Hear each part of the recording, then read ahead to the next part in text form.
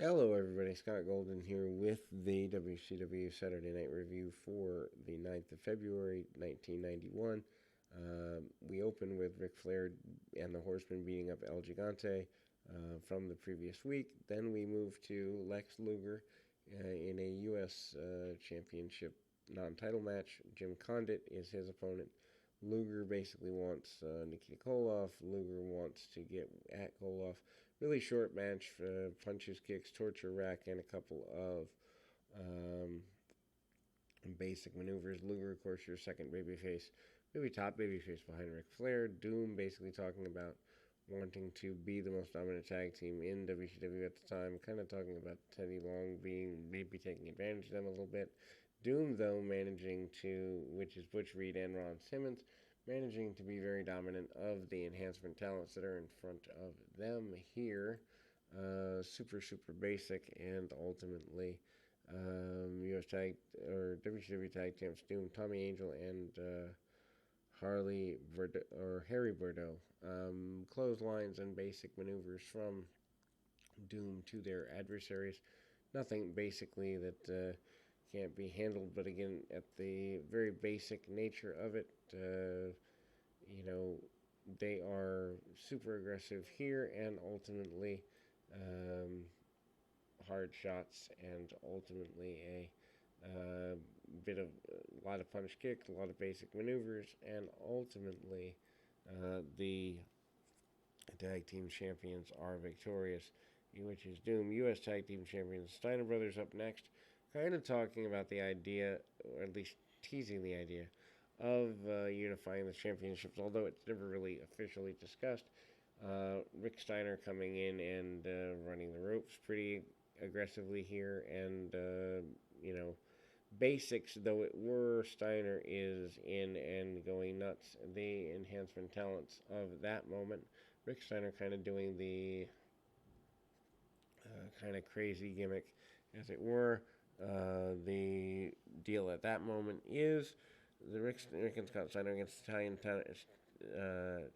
and Cruel Connection. Ultimately, Cruel Connection, a masked individual. Rick Steiner comes in and is pretty aggressive and assertive about getting things under his control. Bunches of attempted clotheslines and super basic things there.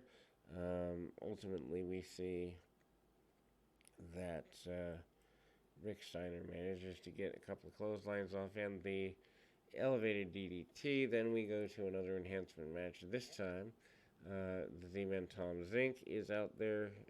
Again, this continues to be a continual major portion for Zink. Zink with Fireman's Carry takeover. Works the arm, tries to get arm bars, arm locks, and I mean these are the type of things that you can actually get over with if you know how. The problem is a lot of guys today don't know how to use holds to get over and would rather do high flying maneuvers which look good but don't actually come across like they really hurt. So you're getting the flash without anything. Chuck Coates is the opponent for Zink. Zink hits a crossbody and a couple drop kicks and obviously gets a victory. Here we move on from there. And that moving on from there leads to Michael Hayes and Jimmy Garvin defeating Bob Holly and Dave Johnson. Bob Holly is, in fact, I believe that Bob Holly, as in Hardcore Holly. And again, kind of getting Dave Johnson and their opponent in a very basic deal. Again, before we get there, we get to simple things and Ric Flair getting choked out by El Gigante. Leading into Wrestle War, Flair basically says the Horsemen have El Gigante handled. Flair is I believe, 7-time world champion at this point of the NWA, WCW, and is happy with his run here. Flair is not the least bit concerned about that. The Freebirds are out next. Freebirds are in an enhancement challenge or talent match, and ultimately managing with Michael Hayes and Jimmy Garvin to go against, as mentioned, Bob Holly, Dave Johnson. The Freebirds are moving back towards the tag team championships as they were, and ultimately managing to do everything they possibly can in a basic manner of speaking, and ultimately, um, it's there, and hard shots by Jimmy Garvin. Garvin hits a couple of body slams along the way.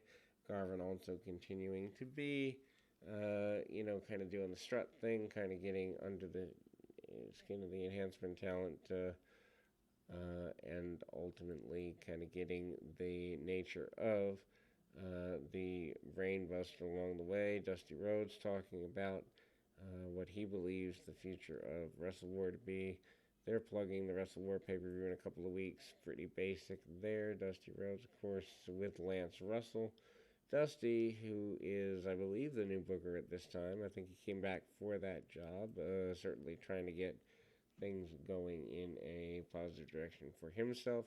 Then we go to the next in the series of enhancement matches, which happened to be ultimately there. Tommy Rich and Mark Kyle. Mark Kyle basically becoming Killer Kyle in WCW or Smoky Mountain Wrestling in the next little while. Tommy Rich kind of doing the mullet thing with a very clueless nature to him. Basic maneuvers, arm drag, arm bar, and the like, but at this point, Tommy Rich probably would have done better in something like a USWA. The style kind of passed him by a little bit.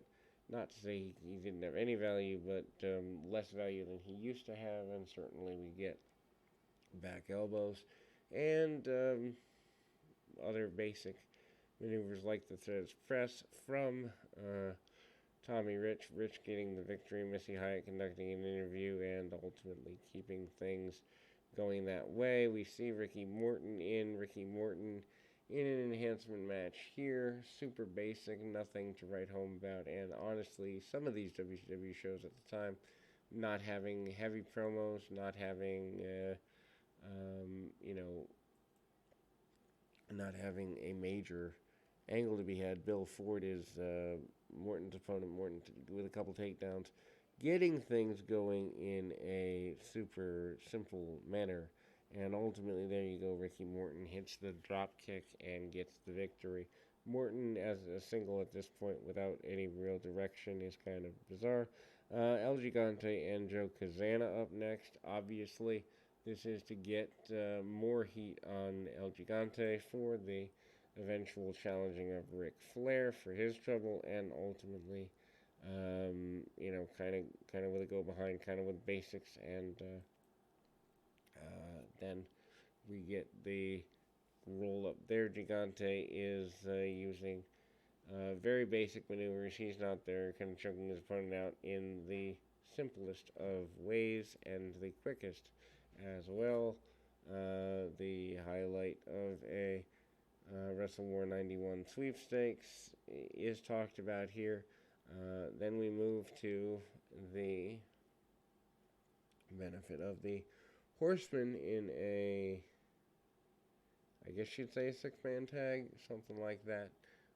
We go to the, I guess, near the last, kind of one of the last matches highlights there.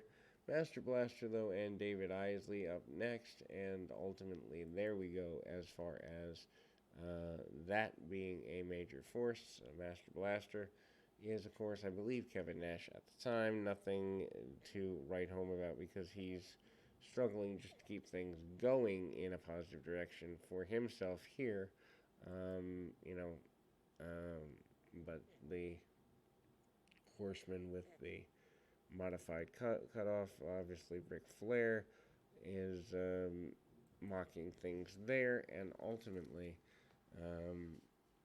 the Horseman in with Tim Horner and others trying to get ready for the Wrestle War in a couple of weeks. Wyndham, Rhodes, and Anderson are your main team here. Obviously trying to get them on TV to get the idea that Wrestle War is a major deal, and again, kind of getting things going in a direction where things like the lariat of